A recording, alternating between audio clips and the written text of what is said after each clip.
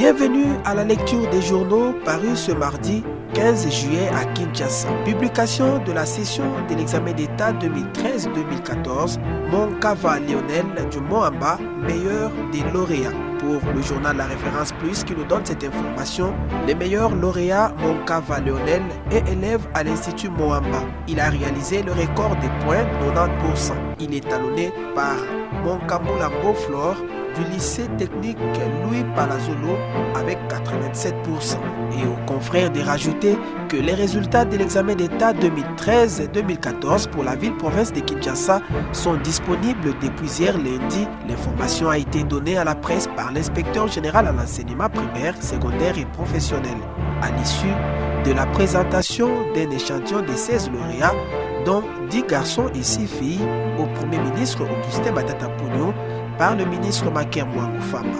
Les parents ainsi que les élèves peuvent désormais consulter les sites du ministère de l'EPSP et de la société Vodacom Congo pour entrer en possession de leurs résultats, fait savoir le confrère. Le confrère rappelle que sur un total de 120 558 participants pour la ville-province de Kinshasa, 70 359 ont réussi, soit 58%.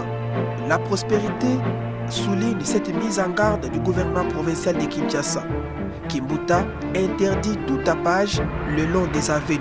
Pour le confrère du journal La Prospérité qui donne cette information, l'autorité provinciale interdit tout tapage le long des avenues et en appelle à l'implication des parents, chefs d'établissement, police, bourgmestres pour lutter contre toute manifestation excessive sur la voie publique.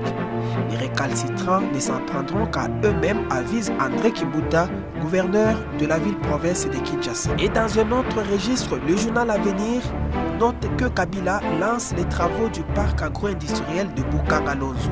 Pour le confrère, lorsqu'on analyse la situation en RDC, un paradoxe saute aux yeux de tout observateur. C'est d'abord une terre d'opportunités parce que ses ressources naturelles sont aussi immenses que diverses. Malheureusement, tout ce potentiel ne profite pas tellement à la population, déplore ce journal, parce que inexploré. Une partie non négligeable de cette population croupit encore dans une misère indescriptible.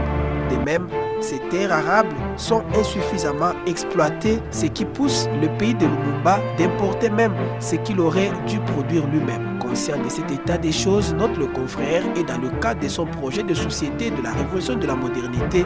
Le chef de l'État est déterminé à changer les conditions de vie des Congolais en leur assurant une autosuffisance alimentaire et leur permettre d'exporter les surplus. C'est donc dans cette perspective qu'est née l'idée de lancer le parc agro-industriel Le Pilote de Bukangalonzo à environ 250 km de la ville-province de Kinshasa et dont le chef de l'État se propose de lancer les travaux ce mardi.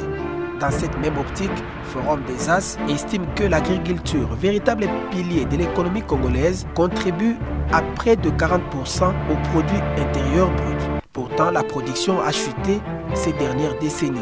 C'est dans toutes les filières, notamment en raison de la crise politique qui a frappé le pays à partir de la fin des années 1990. Résultat, la RD Congo va importer pour plus de 1,5 milliard de dollars de denrées alimentaires en 2014.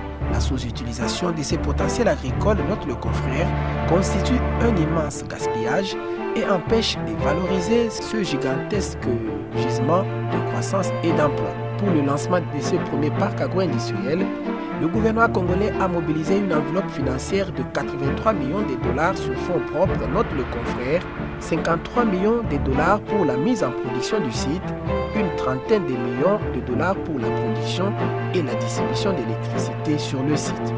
Voilà tout pour aujourd'hui, merci de nous avoir suivis.